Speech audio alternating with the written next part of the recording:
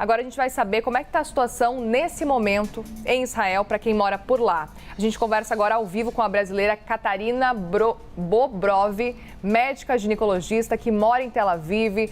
Doutora, muito bom dia, obrigada por conversar com a gente. Desculpe se falei seu nome errado, queria te ouvir muito sobre esse cenário por aí. Queria principalmente entender como é que está o sistema de saúde nesse momento, levando em consideração esse cenário de guerra que Israel também tem vivido por aí. Então, primeiro, muito obrigada por me convidarem de novo para estar falando aqui. Eu acho que tem 3 pontos que você trouxe agora, a relação do hospital, do cenário de guerra e a vivência aqui como israelense, como vivendo em Israel. Então, com relação ao hospital, a gente está em choque, para ser bem sincera. A gente está em choque porque eu acho que eu e a maioria das pessoas que trabalham no hospital, a gente considera o hospital um lugar sagrado, um lugar de um templo à vida.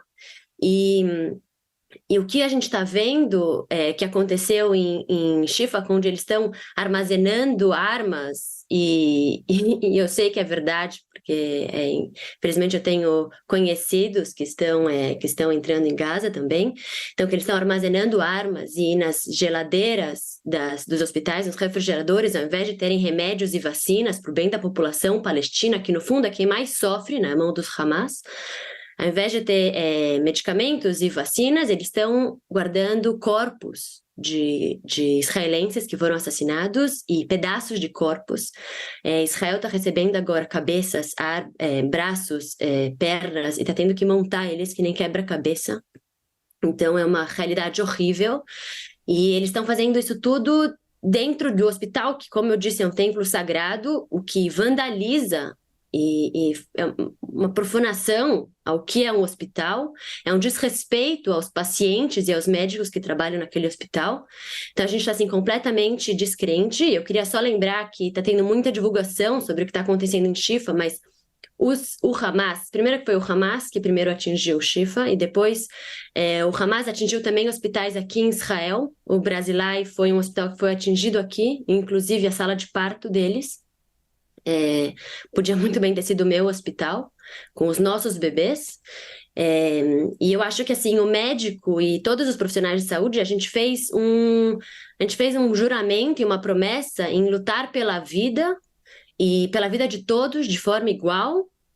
E eu acho que em Israel eu tenho muito, muito orgulho de dizer que eu vejo isso, eu vejo dentro da equipe médica, eu vejo trabalho em conjunto e harmonia entre judeus, muçulmanos, cristãos e todas as pessoas, e todos os tipos de pessoas. E eu vejo também a gente dando isso para todos os pacientes. A gente trata pacientes de todas as crenças, de todos os tipos. Inclusive tem uma mulher chamada Vivian Silver, não sei se vocês ouviram falar, que é um exemplo muito, muito bom disso. É uma canadense que muitos anos vive aqui em Israel e ela muitos anos trabalha pela paz. Ela tem um movimento de Mulheres pela Paz, que é um movimento de palestinas e de israelenses juntos pela paz. E um dos trabalhos que eles fazem é de trazer palestinos que precisam de atendimento médico para hospitais em Israel. Inclusive no meu hospital e no meu departamento a gente já tratou de várias dessas pacientes e ela salvou milhares de pessoas da Palestina, de Gaza. E assim, para mim é isso medicina, sabe? Para mim é todo mundo se ajudando com conhecimento para contribuir, para salvar uma vida para um bem maior. E há 4 dias atrás, a gente infelizmente descobriu que o corpo dela foi encontrado, ela foi queimada viva durante o atentado de 7 de outubro. Uma pessoa que trabalhava por Gaza, pelos palestinos, que tentava ajudar. E o Hamas destruiu isso, o Hamas matou ela, então isso é o Hamas, sabe? Não é todos os palestinos, não, mas é o Hamas. Então a gente, em relação ao hospital, a gente está realmente chocado e se sente assim, vandalizado com tudo que a gente acredita, porque a gente luta tanto no dia a dia para preservar a vida e eles vão com tanta facilidade, eles pegam e matam as pessoas. Então está sendo chocante. Doutora, e como é que está a sua rotina no hospital, especificamente de Tel Aviv, levando em consideração que vocês estão num cenário de guerra, mas ainda assim os hospitais precisam funcionar e a situação precisa continuar apesar disso? Qual que é o cenário nesse momento, até das grávidas, né, que acabam engravidando e acabam até entrando em trabalho de parto nesse momento muito intenso, muito tenso também de guerra entre Israel e o Hamas?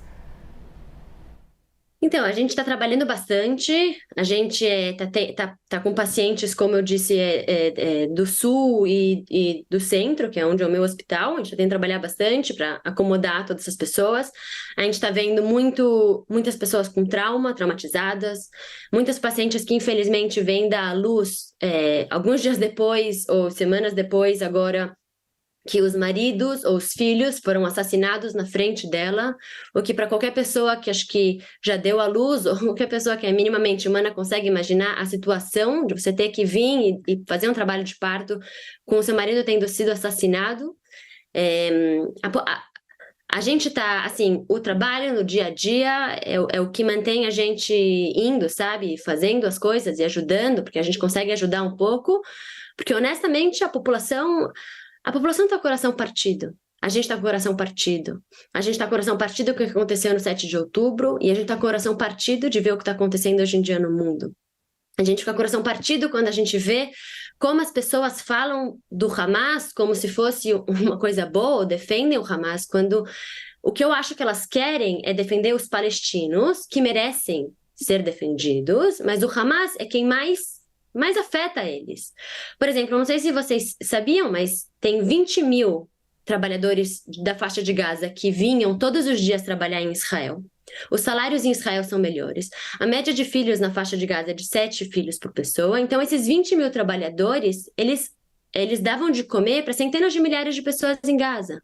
Tem muitos gays ou homossexuais que vêm da faixa de Gaza, vêm morar em Israel, porque eles sabem que na faixa de Gaza eles vão ser mortos. Tem muitas pessoas, como eu disse, que vêm receber tratamento médico. O Irã e o Catar deram 2,5 bilhões de dólares para a faixa de Gaza e o Hamas usou 70% desse dinheiro em armamentos ao invés de ajudar para a população.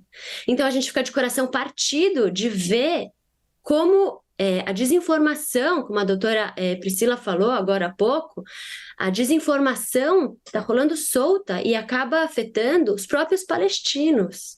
E como tendo muita pouca compaixão também com o que aconteceu com a gente. Sabe, a ONU só liberou agora, 40 dias depois que os reféns estão lá, que eles têm que ser liberados. Não é uma decisão difícil, sabe? É uma decisão... Os reféns têm que ser liberados, eles não tem nada a ver com a história. São crianças, são bebês, são velhos, não tem nada a ver. Então, nada, na minha opinião, como uma pessoa que defende os direitos humanos, eu acho que a maioria de nós somos, nada justifica, nenhuma situação política, econômica justifica a crueldade do que foi feito. Dependente das suas opiniões, eu acho que assim, se você é defensor dos direitos humanos, você tem que pensar, se isso fosse feito com uma pessoa que eu amo, como eu me posicionaria? E então é assim que você tem que se posicionar para ser feito com um desconhecido. Então, assim, a gente continua trabalhando, a gente continua tentando levar as coisas no dia a dia, mas a gente fica de coração partido de ver como mulheres e crianças e adultos foram estuprados, foram decapitados, foram desmembrados. Tem uma mulher que deu à luz agora em Gaza, tem uma mulher que o feto dela foi retirado da barriga dela. Decapitaram o feto e depois a mulher. E as pessoas viram tudo isso antes com parentes, antes de serem mortas, depois elas foram mortas. E as pessoas não estão tendo... Muita gente tem compaixão também, mas tem muita gente que não está tendo. E aí eu fico me perguntando por quê? É porque a gente é judeu?